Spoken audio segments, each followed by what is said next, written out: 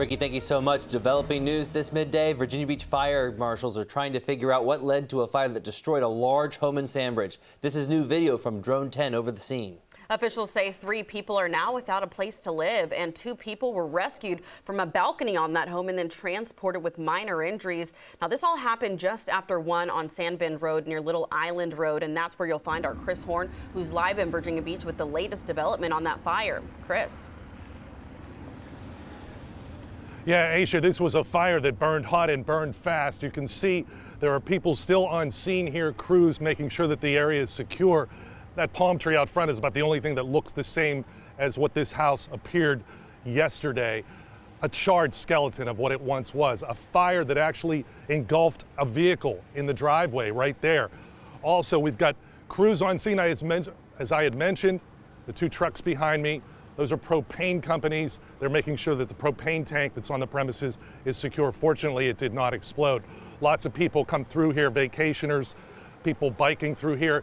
But what happened was embers flying across this road here, and they would land on the car in the driveway across the street. This is clearly across the street from where the fire started. But as you mentioned, fortunately, the woman who owns this house and 2 other people who were in the house at the time all got out okay. They are safe. Let's go to some video from earlier. Fire started about 1:15 this morning, and it was engulfed. This house here on Sandbend Road. It is a dead end here. A lot of vacationers and some rentals, but this particular house, as I mentioned, was a residence. This woman had lived here for many years. About 45 firefighters in all had to respond to this fire. Neighbors say they wanted to help, but were unable to because the fire, as you can see, was so intense. My first thought was go see if somebody needs help, and when we came around the corner, it was so hot and the flames were so big. I was like, you couldn't get within 100 feet of the house. It was so hot. Loud banging on the door, get out. Was the fire department? No, it was actually next door neighbor. Okay. Let us know.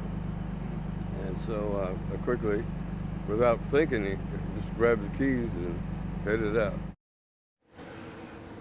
Dominion crews were on scene this morning as well, making sure that power was disconnected to this house. The latest word from the fire department, no cause yet. They are still investigating.